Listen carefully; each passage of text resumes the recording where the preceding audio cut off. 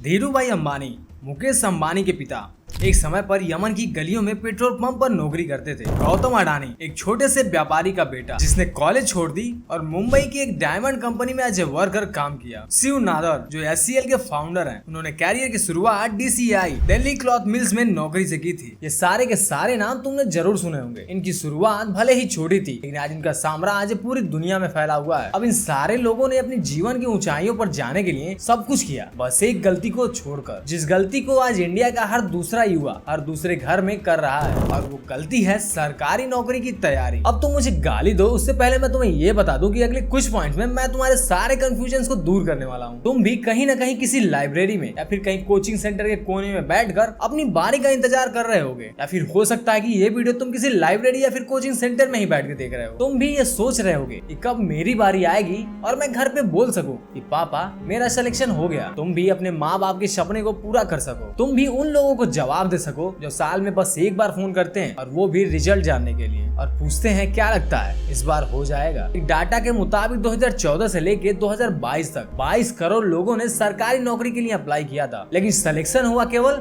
7 लाख लोगों का। इनका परसेंटेज था 0.31%, मतलब कि 1% से भी कम। ये इतना बड़ा ट्रैप है, ये आधे से अधिक युवा इसी में फंसा हुआ है और उसे इस बात का पता भी नहीं है। लेकिन फिर क्वेश्चन यही है, क्या सरकारी नौकरी गलत है? क्या इतने सारे लोग जो तैयारी कर रहे हैं वो सब गलत हैं? और क्या तुमको जितना जल्दी हो सके इस ट्रैप से बचना चाहिए? सब जानेंगे आगे इस वीडियो में, और एक्सपोज करेंगे उन सारे सीक्रेट्स को जिनको जानकर आप हैरान हो जाएंगे। अब जरा कहानी में थोड़ा पीछे चलते हैं।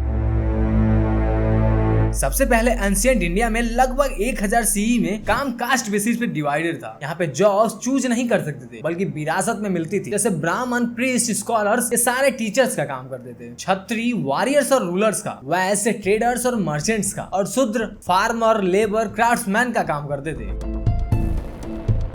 उसके बाद आता है मेडिवल पीरियड, 1000 से लेकर 1700 BC तक। इस समय जो अधिकतर जॉब्स थे वो स्किल्ड लेबर और रॉयल सर्विसेज के थे। इस समय प्रोफेशनल स्किल इंपॉर्टेंट बन गई थी, और इस वर्ड को ध्यान में रखिएगा, स्किल। इसलिए सल्तनत और मुगल रूल के टाइम जो अधिकतर जॉब्स थे वो artisan, metal work weaver, tax collector, soldier, musician, poet जैसे थे। अब यहाँ पे एक बहुत ही इंपॉर्टेंट बात नोटिस करने वाली, अब तक जो लोगों के काम थे वो उनके स्किल के बेसिस पे थे, ना कि उन्हें कुछ अलग से सिखाया जाता था। जिसको जो भी स्किल आता उसे वो काम मिल जाता था। यहाँ तक कि जॉब में डाइवर्सिटी थी, जॉब्स बटे हुए थे और लोग अपने स्किल सीखते और जॉब पाते थे, या फिर उससे ही कमा कर खाते थे। फिर आता है इंडिया का कॉलोनियल रूल 1757 से 1947 तक। ब्रिटिशर्स के आने से जॉब्स और इंडियन एजुकेशन की पूरी कहानी ही बदल गई। सबसे पहले ब्रिटिशर्स ने इंडिया में वेस्टर्न एजुकेशन को इम्प्लीमेंट किया। उन्होंने सबसे पहले ये बोला कि इंडियन एजुकेशन ओल्ड है और मॉडर्न वर्ल्ड के साथ बिल्कुल भी रेजोनेंस नहीं करेगी। और फिर यहीं से शुरुआत होती है मॉडर्न जॉब्स की। इनके आने से नए नए जॉब्स की शुरुआत हुई, जैसे clerk, teacher, railway worker, police, British Indian army. इन सब जॉब्स में से सबसे बड़ी ड्रीम जॉब्स थी ICS officer, Indian civil services. और ये वही पीरियड है जब सरकारी नौकरी का क्रेज शुरू हुआ, क्योंकि ब्रिटिश ऑफिसर बनना मतलब इज्जत, पैसा, पावर। हालांकि अभी भी लोग किसान और स्मॉल स्केल क्राफ्ट्स के काम करते थे, जिनका ब्रिटिशर्स के द्वारा एक्सप्लॉइटेशन होता था, जिसमें से अधिक थे इंडिगो फार्मर और कॉटन वीवर्स। अब इसके बाद धीरे धीरे इंडियन जॉब्स स्किल बेस्ड से एजुकेशन बेस्ड और ऑफिस वर्क होने लगे। इसके बाद आता है पोस्ट इंडिपेंडेंस ईरा 1947 टू 1990। इस ईरा को हम गवर्नमेंट जॉब केयर ईयर भी कह सकते हैं। आजादी के बाद भारत की अर्थव्यवस्था जड़ तक हिली हुई थी, और इससे ओवरकम करने के लिए भारत ने पब्लिक सेक्टर और इंफ्रास्ट्रक्चर बिल्डिंग पे फोकस किया। Government banks, railway, steel plants, school और भी PSU जॉब जैसे कि ONGC, BHEL, LIC स्टेबिलिटी और रिस्पेक्ट की सिंबल बनी। लोगों ने अपने एजुकेशन पे ध्यान दिया, और जैसे जैसे भारत में एजुकेशन बढ़ी, लोगों में व्हाइट कॉलर जॉब्स की डिमांड बढ़ने लगी। और तब तक भारत का संविधान भी बन चुका था, और कास्ट बेस्ड रिजर्वेशन पॉलिसी ने गवर्नमेंट जॉब की एक्सेस को सेव किया।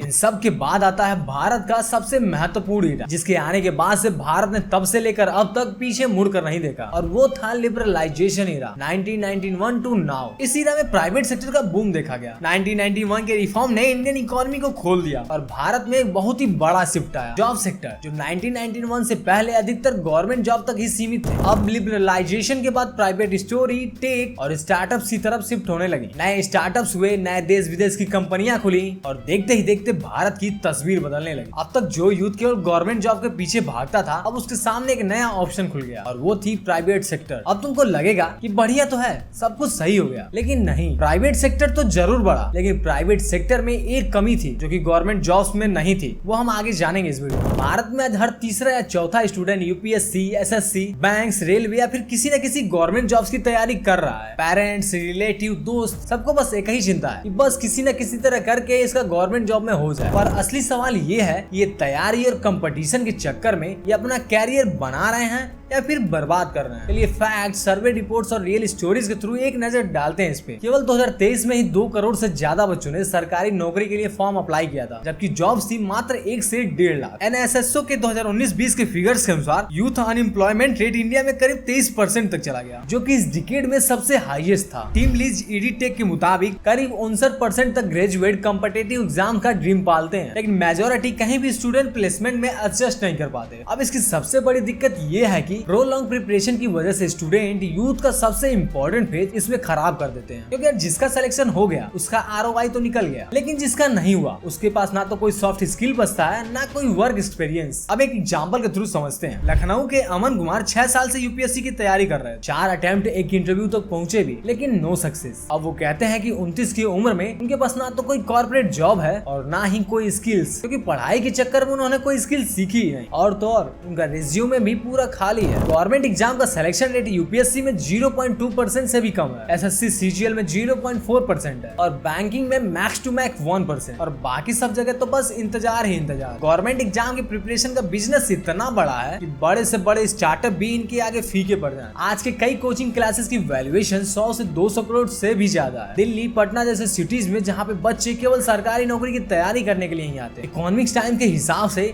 यहाँ की कोचिंग सेंटर ने केवल 2023 में 18,000 करोड़ से भी ज्यादा कमाई की थी। अगर हम भारत कुछ बड़ी कंपनी जैसे कि सन फार्मा, अडानी इंटरप्राइजेस, भेल, डॉक्टर रेड्डी को मिला दें, तब भी इनका टोटल प्रॉफिट एक साल में 18,000 करोड़ नहीं होगा। तो आप इससे ये समझ सकते हैं कि ये नंबर कितना बड़ा है। एनएसओ सर्वे 2021 के मुताबिक करीब 63% ग्रेजुएट को डिग्री मिलने के बाद भी कॉर्पोरेट सेक्टर की बेसिक स्किल नहीं आती, क्योंकि उनका ध्यान तो केवल एग्जाम सिलेबस रटने और एमसीक्यू प्रैक्टिस में लगा रहता है। इससे वो लाइफ में किसी और सेक्टर में नहीं जा पाते, और इसका सोल रीजन है दूसरी स्किल का भारी कमी। वाराणसी के अफसोस का कहना है कि पिछले 3 साल से एसएससी सीजीएल की तैयारी कर रहा हूँ। हर दिन सोचता हूँ क्या गलत कर दिया, अब लगता है लाइफ बस रुक गई है। प्राती जो कि अलवार की रहने वाली, उन्होंने कहा कि पापा अपने सारे पेंशन कोचिंग में ही खत्म करवा चुके। उन्होंने कहा कि इससे अच्छा तो दूसरा ऑप्शन ही देख लिया होता। केवल नौकरी, मार्क्स और एग्जाम के पीछे भागने से यूथ रियल स्किल, इनोवेशन और एंटरप्रेन्योरशिप से काफी दूर होता जा रहा है। ये तो डाटा थी कि कैसे यूथ तैयारी और गवर्नमेंट जॉब की वजह से पीछे रह जा रहे हैं, लेकिन इन सब के पीछे एक और फैक्टर है जो इन यूथ की लाइफ और समय दोनों को बर्बाद कर रही है। और ये इतना बड़ा रीजन है, ये केवल उन यूथ की लाइफ खराब नहीं कर रही जिनका एग्जाम नहीं निकला, बल्कि उन यूथ को भी खराब कर रही है जिनका एग्जाम क्लियर हो गया है। और वो प्रॉब्लम है पेपर लीक और मैनेजमेंट। 2023 में एसएससी, रेलवे और स्टेट जॉब्स की रिक्रूटमेंट में एवरेज डिले 15 से 24 मंथ था। हाल ही में हुए एग्जाम्स का सेंटर 600 से 700 किलोमीटर दूर भेजा गया, और वो सेंटर भी ऐसी जगह होता है, ना कोई होटल होता है ना दुकान। वहां तक पहुंचने के लिए स्टूडेंट्स को बहुत ही मुश्किलों का सामना करना पड़ रहा था, और सेंटर पे पहुंचने के बाद वहां पे स्टूडेंट्स को केवल झोपड़ियां मिल रही थी। सेंटर पूरा का पूरा गायब था, और कुछ जगह पे सेंटर्स थी भी तो वहाँ पे नोटिस लगा हुआ था, ये आपकी परीक्षा रद्द कर दी गई है। मतलब आप एक बार जरा सोच के देखिए, कोई बच्चा 600-700 किलोमीटर ट्रैवल करके एग्जाम के लिए आया हो, और सुबह जब उसे सेंटर पे पहुंचने के बाद उसे पता चला कि उसकी परीक्षा रद्द कर दी गई है, फिर उसे कैसा फील होगा। उसकी सालों की मेहनत के साथ ऐसा खिलवाड़ किया जाए, और चलो कुछ भी करके अगर पेपर हो भी जाता है, बाद में पता चलता है कि पेपर ही लीक हो गया था। मतलब यार, एक तरफ हम चाइना और अमेरिका जैसी कंट्रीज से खुद को कंपेयर करते हैं, खुद को विश्व गुरु मानते हैं, और वहीं दूसरी तरफ हम अपने ही देश के बच्चों के भविष्य के साथ ऐसे खिलवाड़ करते हैं। जहाँ पैसा हो तो पेपर मिल जाता है, पावर हो तो सिलेक्शन हो जाता है, गरीब की यहाँ कोई औकात ही नहीं। अब एक बच्चा जब ऐसे माहौल और समाज से लड़कर ऊपर उठता है, तो क्या वो ऐसे भारत में रहना चाहेगा, या फिर वो अपने बच्चे और फैमिली की बेटर लाइफ के लिए दूसरी कंट्रीज की तरफ नहीं देखेगा। आईआईटी जैसे इंस्टीट्यूशन में जहां भारत या फिर दुनिया के बेस्ट माइंड पढ़ाई करते हैं, उनका भी अल्टीमेट गोल यही होता है कि बस बड़ा सा पैकेज लग जाए। वहीं दूसरी तरफ एमआईटी जैसे इंस्टीट्यूशन ऐसे इनोवेशन कर रहे हैं जिससे दुनिया बदली जा सकती है। लेकिन फिर सवाल यही उठता है, आखिर इसका सोल्यूशन क्या है? कुछ चीजें तो नहीं बदलने वाली हैं। जब तक सरकार न चाहे, जब तक करप्शन कम नहीं होगा, तब तक सेंटर्स की जगह झोपड़ियां ही मिलेंगी। लेकिन इन सब के बीच क्या हम सब ऐसे ही हाथ पे हाथ रख के बैठ जाएं? आखिर हम सरकारी नौकरी की जगह कुछ और क्यों नहीं कर पा रहे हैं? इसका जवाब खोजेंगे हम अपने अगले और आखिरी पार्ट में। भारत की आबादी आज 130 करोड़ से अधिक है और इसमें से हर 5वां पर्सन 25 साल से कम है और इसीलिए आज भारत के पास सबसे अधिक यूथ पॉपुलेशन है। लेकिन वो यूथ सही डायरेक्शन पे नहीं है। इसके 3 सबसे मुख्य कारण: सोसाइटी, एजुकेशन एंड पेरेंट। अब जरा पेरेंट वाली पॉइंट जरूर सुनना, वो ज्यादा इंपॉर्टेंट है। सबसे पहले बात कर लेते हैं सोसाइटी की। सोसाइटी की सबसे बड़ी प्रॉब्लम है 4 लोग क्या कहेंगे। अक्सर लोगों की यही प्रॉब्लम होती है कि अगर मैं मेन स्ट्रीम से हटकर कुछ और करता हूँ तो 4 लोग क्या कहें, क्या समाज मुझे इज्जत देगी। क्योंकि भारतीय समाज में सरकारी नौकरी को एक इज्जत और एक स्टेटस की नजरिए से देखा जाता है। अब अगर सरकारी नौकरी नहीं तो इज्जत नहीं, और अगर इज्जत नहीं तो मिडिल क्लास फैमिली की सोसाइटी में एग्जिस्टेंस ही नहीं। अब एक इंसान सोसाइटी की वजह से दूसरे जॉब्स को छोटा और खराब समझने लगता है, भले ही वो जॉब उन्हें उनसे अधिक पैसे कमा के दे दे। जैसे कि इंडियन सोसाइटी में प्लम्बर, इलेक्ट्रीशियन या फिर मैकेनिक जैसे जॉब्स को गरीबों का जॉब्स माना है। और वहीं दूसरी जगह अमेरिका जैसे देशों में इन सभी जॉब्स को दूसरी जॉब्स की तरह ही माना जाता है। सारे के सारे एक स्किल जॉब्स के रूप में माने जाते हैं। तुम खुद ही ये बताओ, बॉलीवुड की किस फिल्म में हीरो प्लम्बर, इलेक्ट्रीशियन या फिर वर्कर होता है? ढंग से शायद याद करो तो ना के बराबर। लेकिन वहीं पर हॉलीवुड की फिल्मों में एक यूएस मरीन का सोल्जर